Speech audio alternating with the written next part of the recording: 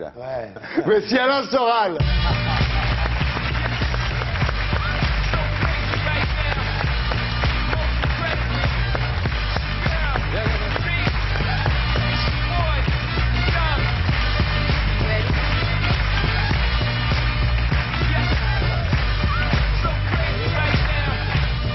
Alain Soral, bonsoir. Bonsoir. Vous connaissez tout le monde? Un peu, ouais. Ouais. Il vaut mieux pas trop connaître de monde, parce que plus on connaît de monde, moins on peut dire de choses. Ouais. C'est ça le problème. Leslie, du Loft 2. Bonjour. Bonsoir.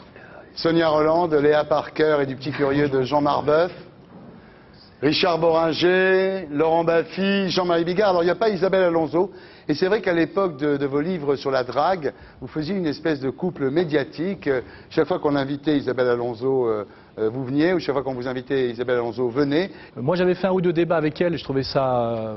C'était intéressant, ça avait été de dire des choses. Et à un moment donné, comme visiblement je disais des choses peut-être trop pertinentes, Ouais. et trop, qui touchaient juste sur Ouais. la fausseté de son pseudo-combat, Ouais.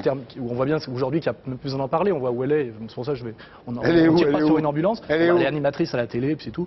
Et, On peut être féministe, animatrice à la télé quand même, enfin, Alain. je veux même pas, c'est un combat d'arrière-garde. Mais après, elle avait exigé que je sois systématiquement interdit de plateau. C'est vrai. Et d'ailleurs, la petite de la mairie de Paris avait fait pareil en disant je veux pas être face à ce facho. Ouais. Bon alors je répète, je précise déjà que je viens du Parti communiste moi au départ, Ouais. vous voyez. Donc des fachos comme moi, il en faudrait plus. Alors, il n'y a pas Isabelle Alonso, mais il y a Jean-Marie Bigard. Alors, vous avez déclaré au sujet de Jean-Marie Bigard, Alain Soral, comme il y a une gay pride, j'aimerais qu'il y ait une beauf pride que je souhaite organiser avec Jean-Marie Bigard. Non, c'est pas ce que j'avais dit. Posez-lui la question, il est là. Non, j'avais critiqué les comiques, j'avais dit ceux qui s'en sortent le mieux, finalement, c'est les critiques populaires. Bon, Ouais. j'avais cité Bigard comme un comique populaire que je trouvais celui qui, à mon avis, survivrait le plus à l'épreuve du temps. Parce que j'avais fait remarquer que les comiques, souvent, vieillissaient mal. Quoi. Et que c'était peut-être pas un art majeur. Et j'avais dit, et après, ouais, j'avais embrayé sur un autre sujet, c'était dans VSD, sur l'histoire qu'il y avait une gay pride, c'est-à-dire qu'il y avait des prides, des fiertés pour toutes les minorités agissantes, et qu'il n'y avait jamais de fierté pour la majorité des gens qui assument ce que j'appelle le principe de réalité, les gens qui bossent, les laitiers, les facteurs, Ouais. les gendarmes même, pour ceux contre qui je n'ai rien. Et il me semblait que Bigard avait compris, avait la sensibilité Donc, pour vous vouliez comprendre faire ça. une beauf Et pride. j'avais dit Ouais. à Vermus, ça serait intelligent d'organiser une beauf pride où il y a les normaux qui viennent, Ouais. les caissières, les pêcheurs à la ligne, et Bigard pourrait la présider, parce qu'il a compris que c'était avant la France d'en bas. Après, on a Ouais, lancé la mode de la France d'en absolument. bas. Mais, tu Et crois comme que j'aime c'est pas un avoir un train de compliment, retard, toi j'en parle plus. Non, non, oui, je prends ça comme un vrai compliment. Ouais. Mais c'est du passé, c'était à l'époque où on avait Ouais. qu'on sorte l'histoire de la France Non, mais d'en comme bas. il est là, c'était intéressant de voir. Non, mais un vrai compliment de dire, oui, de s'adresser aux gens normaux à qui on ne donne jamais de médaille ni quoi que ce soit, et Qui qui font se le boulot. contentent de faire correctement leur boulot, et puis qui préfèrent bosser. Et qui... C'est pas qu'ils préfèrent, mais ils le font en tout cas. Ouais, enfin, Et heureusement qu'ils le font, parce que moi je sais à quoi sert un facteur. Hein. Ouais.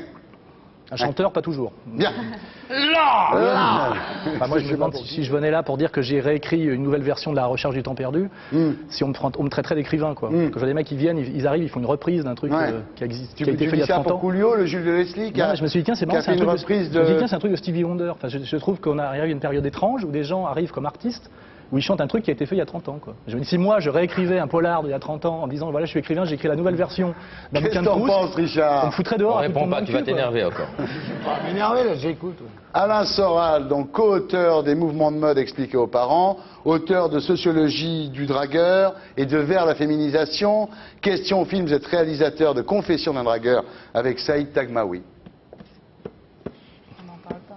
Ouais, c'était une expérience cinématographique. Saïd Tagmaoui. Oh, c'est bon, on a compris. Quoi, là. quoi? Il n'y avait pas que Saïd Tagmaoui, il y avait Dutronc aussi. Et il y avait Thomas C'était Dutronc. d'ailleurs un film pas du tout mauvais, Ouais. un film populaire qui était pas mal. Hein? Et qui a été massacré par la critique, j'ai pas compris pourquoi, je crois que c'était à cause de moi. Je crois Ouais. qu'on voulait pas que je mette un pied dans le cinéma, Bah, c'était et j'ai pas à compris cause de d'ailleurs, j'ai Saïd pas insisté. Tagmaoui. Non, c'est Mais il pas. faut insister. Non, mais c'est Bien. bon, je préfère écrire des bouquins, je suis tout seul à la campagne. Alors voilà, justement, après ce film, vous êtes retourné vers les livres, vous avez publié ces dernières années Jusqu'où va-t-on descendre et Socrate à Saint-Tropez aux éditions Blanches. Et aujourd'hui, vous revenez avec, toujours aux éditions Blanches, Misère du désir. Alors, c'est quoi, Misère du désir? Voilà. Le premier truc, c'est de dire, toute la société actuelle fonctionne sur le désir. Ouais. Et en fait, il y a une énorme arnaque, puisqu'aujourd'hui, en fait, on a réduit la liberté au désir, Ouais. et le désir à l'acte d'achat. C'est-à-dire que la mécanique globale aujourd'hui, on est dans l'idéologie du désir, c'est-à-dire de mettre un cul derrière chaque marchandise pour que les gens consomment. Parce que pour revenir à l'Afrique, pourquoi aujourd'hui on laisse crever les Africains? Parce que ce n'est pas des bons consommateurs. En Afrique, on a besoin des matières premières, de pouvoir faire des safaris, mais les Africains, on s'en fout, nous, les bourgeois occidentaux capitalistes, parce qu'ils consomment mal. On peut les piller, mais on a ils espéré qu'ils se mettent à donc on s'en consommer, fout. et comme ils consomment pas, on les laisse. Et ce que je veux dire, c'est qu'aujourd'hui, cette idéologie du désir que nous ont vendue les 68 arts comme une liberté, et l'aliénation suprême, et en plus, l'aliénation de la femme suprême, là, pour parler d'Alonso, c'est-à-dire c'est mettre une bagnole, un cul de gonzesse, 1 litre de lait, des nichons, et moi, je veux dire, c'est comme le chocolat, quand on en a trop bouffé, on est écœuré, et on est en train de tuer le désir. Et je pense qu'aujourd'hui, on est dans une société occidentale où il y a du cul partout, et où on baisse de moins en moins. Trop de cul, Tue le cul. Voilà. Voilà. Il y a des gonzesses à poil plein les photos, mais il n'y a jamais autant de solitude et de frustration dans la population réelle. C'est-à-dire qu'en fait, Absolument. il me semble, moi, qu'il y a et- beaucoup moins d'échanges amoureux et même Absolument. sexuels que dans les années 70. Absolument. D'ailleurs, depuis la disparition du slow, qui a été une catastrophe nationale pour nous tous. Moi, j'ai 50 ans. On était Quand il n'y a ridicules plus de slow, dis-moi comment, dans ce monde, on prend un jour quelqu'un dans ses bras pendant quelques minutes?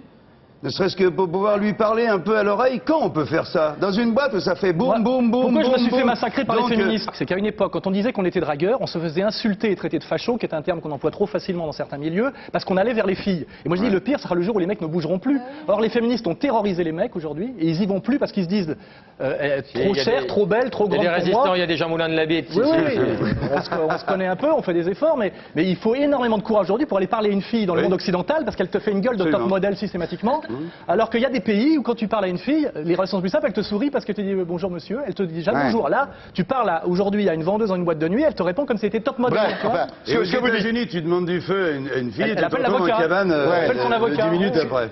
Ce Ben que voilà, vous on le dites paye finalement, aujourd'hui, ce que vous dites finalement, Alain Soral, c'est que le sexe est entré dans le domaine de la consommation et qu'il n'est plus du tout subversif. Les gens qui disent je suis un subversif parce que je montre mon cul, par exemple, ou autre chose, c'est le truc normatif absolu, c'est ce que tout le monde fait depuis 30 ans. Et je dis, il faut, enfin, pour les gens qui liront le livre et comprendront de qui je parle, je dis à un moment, il faut être soit très malhonnête, soit très con pour penser qu'il est subversif d'écrire un livre avec un titre où il y a marqué baise-moi. Quoi. Donc Voilà. ce que vous dites, c'est comme il s'agit d'une consommation matérielle, finalement, la seule chose qu'on peut faire, c'est augmenter les doses, quoi. Oui, et là on arrive au problème justement de pédophilie, De perversion. d'histoire bizarre, de perversion, parce que quand on retire l'amour de la relation, du sexe, on arrive dans le sexe comme performance transgressive. Et donc il faut augmenter les doses comme de la drogue pour que ça continue à être intéressant. Alors au début on se met une cagoule, on se fait fouetter, machin, et on peut aller très très loin jusqu'à la pédophilie. Ce qui est génial, c'est qu'il dit, au début, Mais je on crois qu'à ce met, propos, on se retrouve dans la pédophilie. au début, on met une cagoule, Non, on mais se je voudrais fait qu'on laisse fouetter. parler Richard là-dessus, qui a le courage de parler à visage découvert. On sait où on commence, on sait pas où on s'arrête. Richard, Richard, toi qui es un philosophe, est-ce que tu penses comme Alain et comme Jean-Marie apparemment? Serge, tu peux trafiquer la voix de Richard. Non, moi, Le discours est juste. Mais je pense qu'il y a, moi je fais une analyse qui est toujours un peu subversive, mais qui sera admise, il suffit d'attendre. C'est pas un hasard, c'est dans les sociétés, on va dire, post-industrielles, occidentales, où la femme, à l'image de l'executive woman à l'américaine, de ce qu'on appelle la femme tueuse, la femme légale de l'homme, etc., qu'on a le plus de population gay. Il y a quand même un lien sociologique. C'est-à-dire qu'aujourd'hui, la femme, qui était quand même la mère au départ, et avec cette idée qu'on allait comme un petit garçon retrouver quelqu'un qui allait vous aider à assumer la difficulté de la vie, vous a traité de rival dans une espèce de lutte des classes fantasmée d'hommes contre les femmes. Et aujourd'hui, il y a une terreur des femmes chez les jeunes mecs qui finalement préfèrent s'arranger entre eux. Et on a un type d'homosexualité occidentale qui ressemble à l'homosexualité du Maghreb, où on baise un peu entre nous parce que les femmes sont interdites. Alors là-bas, elles sont interdites par la religion, ici, elles sont interdites par la violence du féminisme protestant américain. Je dirais même Ça dérape judéo-protestant. pas. Si je me demande si c'est pas à ce moment-là que ça dérape, la Il conversation. faut que ça dérape un peu. Moi, j'aime bien déraper. Moi. J'aime bien être Au borderline. moment où on dit que ça conditionne certaines formes d'homosexualité. Non, mais il y a des liens statistiques. En tout cas, Il y a de moi, la statistique. le point, C'est pas sur une critique, hein, c'est le mon point constat. sur lequel je suis d'accord, c'est que vraiment, on a quelques copains homosexuels quand même. Il y a quand même différentes façons d'être homosexuel. Effectivement, il y a celui qui a trop peur, parce Il y a que la ça peur. fait très peur à un Aujourd'hui, garçon. il y a la peur. Et le ghetto, c'est la peur, Si jamais psychologiquement tu étudies un peu le truc, tu vas voir que c'est quand même un peu ta mère. On sort de là, tu te rends compte. Les femmes pour les hommes sont tout. On sort de leur ventre. On tombe amoureux d'elles. Elles deviennent la mère de nos enfants. C'est énorme. C'est très dur d'être un homme. Et c'est ce que j'explique dans le C'est bouquin. très à dur quel point d'être un c'est homme. dur Et donc la moindre difficulté, d'aller vers une c'est fille. que on peut se tourner effectivement vers un autre homme. Ce que dit Alain Soral, c'est qu'en fait, vous regrettez un petit peu l'époque où l'homosexualité était subversive, c'est-à-dire... Misère du désir, c'est toutes les misères du désir actuelles. Ouais. C'est qu'aujourd'hui, moi j'ai connu l'époque où les gays, les homosexuels sont rentrés en politique dans le gauchisme, c'est l'époque du phare, des gasolines, pour remettre un peu de drôlerie dans le gauchisme hyper prétentieux des BHL, des Glucksmann, qu'on voit tous où ils ont fini, qui étaient Mao, qui rêvaient que de tuer des gens tout le temps. temps. Ouais. Et à l'époque des gasolines, c'est les mecs qui arrivaient dans les manifs habillés en femmes. Et c'était drôle. Et ces gays mettaient de la gaieté. Tout cet aspect transgressif et festif qu'il y avait chez les gays a disparu avec notamment la milice Act Up qui est venue casser chez toi, mais qui est venue casser chez mon éditeur et dans le journal où je travaillais, en disant les livres d'Alain Soral propagent le sida. Je sais pas si tu vois l'appel au châtiment, quoi. C'est la milice, Oui. la Donc, milice communautaire avec la ce matraque. que vous dites aujourd'hui, c'est que finalement, il n'y a plus cette dimension transgressive Il y a dans encore, l'homosexualité mais on voit que qu'il y avait à les gays- l'époque de les gays ont été Pasolini pris en main. ou Jean Genet, voilà, en gros. Non, puis Ouais, surtout c'est les vachement gays, bien, ça, les gays ça ont été prendrait. pris en main par une espèce de milice, par exemple, qui s'appelle Act Up, qui dit nous parlons au nom des gays, alors que les gays n'auront rien demandé si tu fais un sondage. Hein, ils leur ont rien demandé. Voilà, nous parlons au nom des gays, nous voulons des subventions, nous voulons des lois. Et puis les dissidents, par exemple, les mecs qui sont dans le bearbecking pour faire la promo, dire que nous on veut toujours être subversifs, on se réclame pas de Mylène Farmer mais de Jean Genet. Ouais. Eh ben, ces gens-là, ils se font matraquer par Act Up en disant nous, la milice communautaire, on fait la propagande pour l'extérieur, c'est-à-dire on dit que les gays sont tous des petits bourgeois consommateurs qui vont dans les fromageries du Marais en de folles-côtes en petits couples, c'est-à-dire des bourgeois. Et puis ceux qui veulent vivre encore une espèce de transgression, Donc c'est les pucelles eh ben, du tout, hein. ils se font casser par les petits Torquemada du mouvement gay, les petits frolos, parce qu'en plus, ces mecs-là passent tellement de temps à emmerder les hétéros qu'ils oublient même de baiser. C'est-à-dire qu'à un moment donné, on va dire, mais vous êtes même plus pédés, sinon depuis le temps que vous baisez plus, Ouais. vous êtes plus rien finalement. Donc, vous êtes juste des flics. Misère du désir chez les gays. En banlieue, vous avez aussi des idées. Oui, là, c'est j'ai dû c'est le mon corps, le chapitre le plus bouquin. important. J'ai dû le corps parce que c'est beaucoup pire que ça. Mais vous dites que finalement, contrairement à l'idée reçue, en banlieue, c'est beaucoup plus difficile d'être un garçon que d'être une fille. Je dis plusieurs choses. Je dis que contrairement à la propagande énorme qu'on fait en ce moment pour pousser les Français à la ratonnade et qui m'inquiète terriblement, il ne faut pas oublier, on ne nous parle plus que de cave à tournante, comme s'il y avait la cave à tournante et la mosquée côte à côte et qu'on passait du viol à la prière, du viol à la prière. Je fais déjà remarquer qu'un Al-Qaïda violeur, ça n'existe pas, et puis un musulman violeur, ça n'existe pas. Soit on est violeur et on est un délinquant, on est un sous-prolétaire américain d'imitation, hein, c'est-à-dire un rappeur, je sais pas, un truc, Sylvie Vartan du rap, parce que c'est un peu les yéyés du rap américain, vous voyez.